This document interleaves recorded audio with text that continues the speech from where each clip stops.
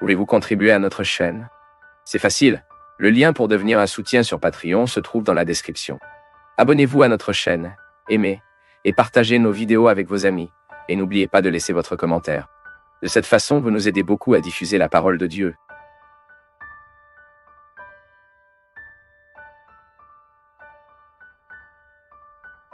Simplicité. Afin que nous puissions être Jérusalem, la ville des grands temples, nous pouvons être Jéricho. Maintenant, nous sommes le lieu du miracle. Parfois, nous sommes le lieu du silence. Parfois, nous sommes le lieu de la mort. Parfois, nous sommes le lieu de la résurrection. Quel que soit le lieu où vous vous identifiez aujourd'hui, l'important est que vous sachiez que de ces nombreux endroits qui composent la Terre Sainte, vous êtes l'un d'eux aujourd'hui. Regardez comment c'est. Comment la faiblesse humaine est très présente dans notre vie au moment de l'inconfort. Beaucoup de gens. Je vous donnerai un exemple simple à comprendre. Il y a des gens qui ont besoin de rompre avec des rencontres qui sont terribles, désastreuses. Cette personne ne fait que vous blesser, vous le savez. Mais vous avez un lien avec eux. Vous avez un besoin affectif. Vous ne pouvez pas rompre cette relation. Alors vous vous encouragez soudainement. Vous êtes tout clair avant vous. Ensuite, vous vous encouragez, motivé par des gens à côté de vous à casser. Ensuite, c'est terrible le jour où vous vous brisez. La souffrance est cruelle en vous. Il semble que vous ne récupérerez plus jamais, que vous ne pensez qu'à cette personne. Pourquoi? Parce que bien que ça vous rend si mauvais, vous avez un lien malade avec lui, de dépendance affective. Vous savez qu'elle est mauvaise pour vous, mais vous ne savez pas comment vivre sans elle. Ensuite, vous commencez à prendre des mesures. La première semaine est horrible, vous souffrez, vous pleurez. Vous ne pouvez pas entendre la musique. Vous ne pouvez pas le sentir. Vous ne pouvez pas voir ce petit morceau de Lady Elia environnement. Mais soudain, vous commencez à prendre des mesures respiration. C'est comme si vous marchiez vers une terre qui ne fera que vous faire du bien. Et 1 mois plus tard, cette souffrance était meilleure. 2 mois plus tard, cette meilleure souffrance. Et soudain, vous ne vous souvenez plus. Nous en avons besoin, c'est comme si vous étouffiez une cellule cancéreuse avec le processus de chimiothérapie, vous savez? Que vous retirez la vie de la cellule cancéreuse, qui est la cellule qui nous tue. Disons ensuite 3 mois plus tard, vous revenez à nouveau avec cette personne et que vous avez cette célèbre rechute. Là, c'est prêt. Le château que vous construisiez, le sol que vous marchiez, ce qui avait été si difficile, vous le jetez et vous revenez en Égypte. Vous revenez à l'esclavage. Vous faites de même que les compagnons de Moïse voulaient faire, mangez à nouveau l'oignon, mangez à nouveau la nourriture pourrie et endommagée. Ensuite, vous reprenez cette relation. Car elle est malade, et vous n'avez pas pris en charge la bonne distance que vous devez maintenir. Parce que lorsque vous avez cette dépendance affective, vous devez établir la distance. Car sinon, vous ne guérissez pas. Vous devez arrêter de vouloir connaître la vie de cette personne. Car sinon, vous ne guérissez pas. Vous devez arrêter de courir sur son Facebook, car sinon vous ne guérissez pas. Vous devez arrêter d'enquêter sur votre vie. Où elle est allée, où elle était. Vous devez cesser tout point qui peuvent vous donner envie de retourner en Égypte. Parce que sinon vous ne vous libérerez jamais. Puis 3 mois plus tard, vous êtes déjà belle et belle, tuant la cellule cancéreuse. Dans un instant, ma fille, tu es en enfer pire que tu l'étais il y a 3 mois. Et ainsi.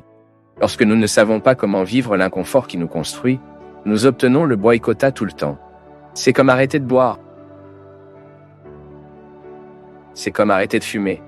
Vous manquez de fumer 1 an et vous célébrez parce que vous avez cessé de jeter cette toxine cancérigène dans votre corps. Et soudain, vous y allez et allumez une cigarette idiote.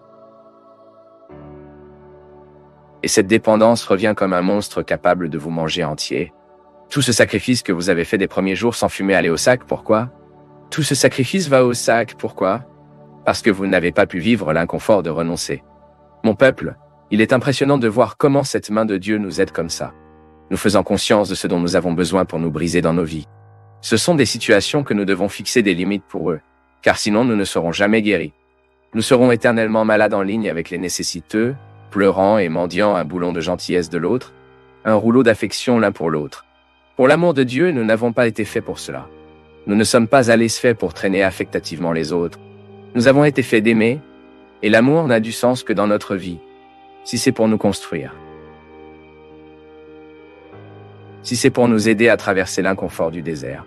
Sinon, cela n'a aucun sens. Cela ne nous aide pas dans l'inconfort du désert. J'ai besoin de vivre mes déserts. Vous devez vivre le vôtre. Et les vrais amis sont ceux qui reconnaissent les déserts dont l'autre a besoin pour passer et parler. C'est exact. Passons par ce désert parce que vous en avez besoin. Maintenant, Apollyanna, elle veut cette vie heureuse et ordonnée. Vous vous souvenez de ce personnage? Apollyanna où tout était le jeu heureux, non? Afin de bien l'amener. Assassinez cet instinct enfantin qui existe en vous, ce qui vous fait peur de l'inconfort de la vie. L'inconfort de la vie, lorsqu'il est bien vécu, cela ne fait que nous améliorer. Prenez ce petit masque pauvre que vous vous en tirez au visage pour que les autres soient éternellement désolés pour vous. Vous ne perdez que du temps dans la vie comme celle-ci. Quel idiot! Dieu nous tient dans notre main, c'est pouvoir traverser ce désert. Il ne s'agit pas de tomber éternellement et de manger à nouveau les oignons de l'Égypte parce que nous avons eu pitié de nous. Parce que nous avons dû pitié de l'autre. Non, la marche est en avant qui va. Et un moment vient où Moïse arrive devant Dieu et parle « Maintenant vous résolvez cette situation. Parce que je ne le fais pas, je ne sais plus quoi faire. » Ils ont déjà construit un veau d'or au milieu du chemin. Ils ont déjà confondu. Ils aiment déjà même d'autres situations. Alors, ne se souvient même pas que le Seigneur existe. Ils ne reviennent pas parce que c'est trop loin, mais ils reviennent d'une autre manière. Ne reviennent pas en géographie. Ils ne reviennent pas géographiquement parce que c'était loin de l'Égypte. Ils mourraient à mi-chemin. Mais ils ne sont pas revenus géographiquement, mais ils sont revenus affectueusement. Parce que parfois nous avons déjà dépassé le territoire de notre esclavage physique. Je suis déjà sorti de prison, mais la prison ne m'a pas quitté. C'est comme ça que ça marche. J'ai déjà avancé ma liberté, mais je n'ai pas atteint ma liberté. Je n'ai pas décrété la conquête de ma liberté. Je suis donc affectueusement attaché à mon passé, pleurant les oignons de l'Égypte, pleurant la datation qui s'est terminée, la situation qui était terminée, l'amitié qui a été trahie. Donc, quand Moïse est devant la mer Rouge et il est terrifié car maintenant il n'avait nulle part où aller, ou traverser la mer, ou retourner en Égypte et l'armée du Pharaon venait déjà les capturer, ce qu'il fait? Il a une réunion privée avec le Seigneur, un public urgent particulier, appelle le secrétaire de Dieu et parle. Pour l'amour de Dieu, vous lui demandez de me servir aujourd'hui que je ne peux plus être sans cette réponse. L'armée de Pharaon arrive. Et puis, il pense que Dieu lui donnerait une réponse facile à droite, allait donner une solution rapide? Non. Que dit Dieu? Rappelez-vous Gilles? Souviens-toi? Courir, non? Entrez dans cette eau. Regardez quelle phrase forte. Dites aux gens de marcher. Je ne ferai pas pour vous ce que seul vous pouvez faire. Je vais donner toutes les grâces pour que le miracle se produise. Je renforcerai votre courage. Mais si vous ne mettez pas votre pied dans l'eau, si vous ne défiez pas cette mer, elle ne s'ouvre pas. Et c'est ce que les gens ont fait. Et aujourd'hui, motivé par le voyage de la Terre Sainte, qui est aujourd'hui la première opportunité que je dois être avec vous, après avoir marché sur le sol qui a vu Jésus grandir, peut-être l'une des plus belles expériences que nous puissions vivre comme les gens, qu'il est précisément de connaître la personne de la géographie, nous avons la possibilité de visiter la terre de Jésus. Ainsi que nous avons la possibilité de visiter le pays d'un grand ami. Vous regardez ces endroits où il a grandi, les endroits qu'il fréquentait certainement, les choses qui ont enchanté ses yeux. Si nous avons l'occasion d'aller aux racines de nos amitiés, nous devenons certainement plus amicaux, car cela provoque en nous une forme de connaissance que la coexistence n'aurait peut-être pas donnée pleinement. Connaissez la racine où nos grands amis sont nés. Je t'avoue que c'était la mystique qui a pris la Terre Sainte. Sachant que je connaissais le sol de mon meilleur ami, la ville, l'endroit où il a poussé, où tous les grands événements ont eu lieu, en regardant la mer de Galilée et en pensant que c'est là que Jésus a trouvé ses amis, que Jésus a fait des disciples, mettez notre pied dans cette eau et pensez que même si ce n'est pas la même eau à partir de ce moment, nous pouvons en quelque sorte faire un pont. D'une manière ou d'une autre, nous pouvons aussi nous sentir comme cette foi. Regardez là le Saint-Sépulcre, pour penser que la racine de notre foi est là. Je me suis demandé, mon peuple, qu'est-ce qui apporte un caractère sacré à un endroit? Qu'est-ce qui fait qu'une terre est sainte? Et c'était pour avoir dit au revoir à la Terre Sainte dans la dernière célébration que nous y avons joué. Une terre est plus large car elle est chargée de signification. Le concept du sacré est que c'est vous de retirer de la place courante et vous mettez un endroit réservé. Le sacré est ce que vous avez sélectionné au milieu de tout ce qui est ordinaire. tout ce qui est courant, et que vous apportez dans une atmosphère différente. C'est vous de retirer l'endroit tous les jours et que vous le mettez à l'endroit spécial. Lorsque nous disons que la terre est sainte, qu'elle est sacrée, c'est parce que les événements qui ont eu lieu y ont été retirés de l'ordinaire et sont devenus spéciaux pour beaucoup de gens. Donc, nous devons enlever la sandale des pieds de la même manière que Moïse l'écoute. Retirer la sandale des pieds pour entrer dans un territoire qui est saint. Un territoire qui est saint parce que c'est un lieu sacré pour beaucoup de gens. C'est un lieu de sens pour de nombreuses personnes, y compris pour moi. Jouer sur la terre sainte devait reconnaître les lieux de mes significations. Là, voir un endroit où vivait Jésus me transporte en quelque sorte. Penser qu'aujourd'hui, tout ce que je crois, tout ce qui m'émoure en tant que prêtre, en tant qu'homme, était là qui s'est produit. C'est là que tout ce qui fait que notre foi s'est produit.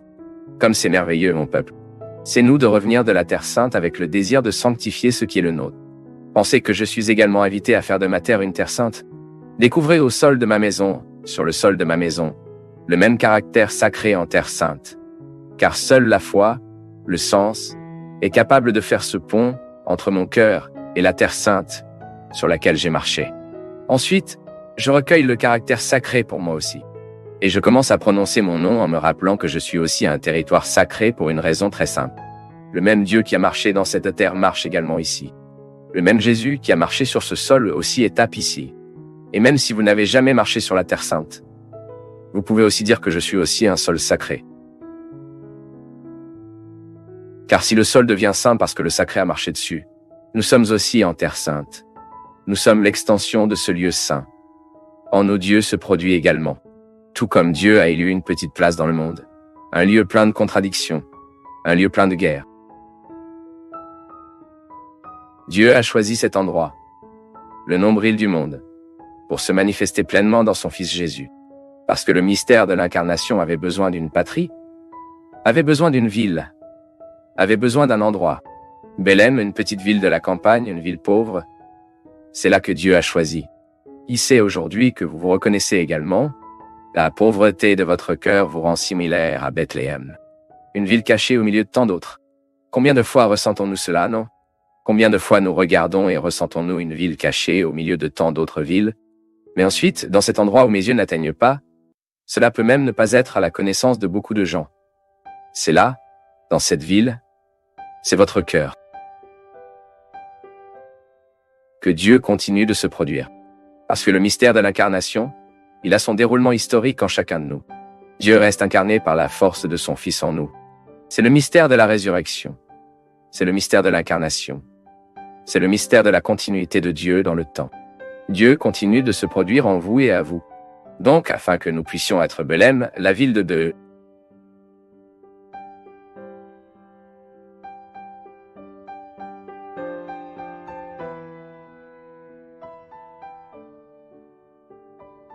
C'est un grand plaisir pour nous tous du Path of Faith d'être avec vous en ce moment. Veuillez partager vos impressions sur le sujet d'aujourd'hui dans les commentaires, soutenez-nous en aimant la vidéo et aidez à la diffuser en l'envoyant à vos amis. Abonnez-vous à la chaîne pour rester toujours connecté et recevoir nos nouvelles vidéos.